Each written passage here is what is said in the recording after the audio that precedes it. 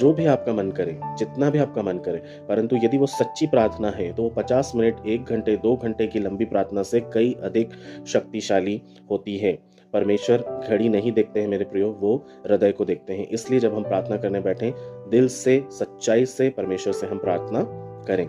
दूसरी इंपॉर्टेंट बात है, प्रार्थना जो होती है वो वचन आधारित होना चाहिए ना, स्क्रिप्चर लेड प्रेयर होनी जरूरी है। भजन संहिता 119 के 105 में क्या लिखा है? बहुत फेमस वचन है कि तेरा वचन मेरे पांव के लिए दीपक और मेरे मार्ग के लिए उजियाला है।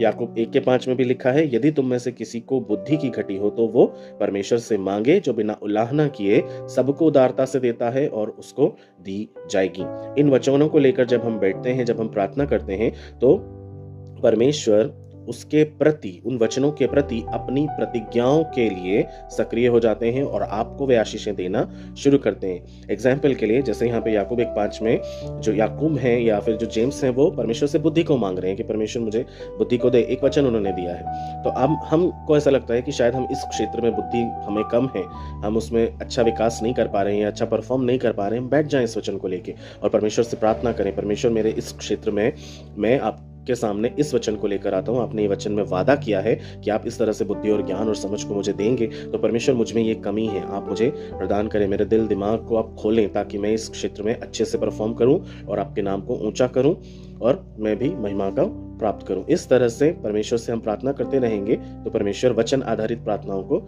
जल्दी सुनते और स्वीकार करते हैं। जब हम वचन में प्रार्थना करते हैं तो परमेश्वर अपने ही वचन की जिम्मेदारी खुद लेते हैं, है ना? क्योंकि जब हम वचन को रखकर प्रार्थना करते हैं तो परमेश्वर के सामने हम प्रूफ के साथ जाते हैं कि परमेश्वर आपने वचन में कहा है, और जब आपने कहा है तो वो परमेश्वर हैं। मैंने आपको पिछले वीडियोस में भी बताया हुआ है कि परमेश्वर मनुष्य नहीं है कि वो अपने बोले हुए वचन से पलट जाएं। वो अपने वचन को बोले हैं तो वो उस वचन को पूरा भी करेंगे। फिर थर्ड थिंग है, प्रार्थना में विविधता होना जरूरी है, प्रार्थना में वैरायटीज होना जरूरी है। फिलिपियो 4:6 में क्या लिखा है? किसी भी बात की चिंता मत करो, परंतु हर बात में प्रार्थना और विनती के द्वारा धन्यवाद के साथ अपनी विनती परमेश्वर के सामने रखनी है। ठीक है, प्रार्थना में वैरायटीज का होने का मतलब है कि आप जरूरी नहीं है हमेशा अपने ही लिए प्रार्थना करें, आप दूसरों के लिए प्रार्थना कर सकते हैं, दूसरों के किसी विषय को लेकर आप प्रार्थना कर सकते हैं, आप अपने क्षेत्र को लेकर प्रार्थना कर सकते हैं, आप अपने राज्य को लेकर प्रार्थना कर सकते हैं, अपने देश को लेकर, देश में हो रही घटनाओं को लेकर या किसी भी एक टॉपिक को लेकर आप प्रार्थना कर सकते हैं। और प्रार्थना करते करते आप पूरे विश्व भर को आप याद कर सकते हैं और इस तरह से आप अपनी प्रार्थना में विविधता ला सकते हैं। आप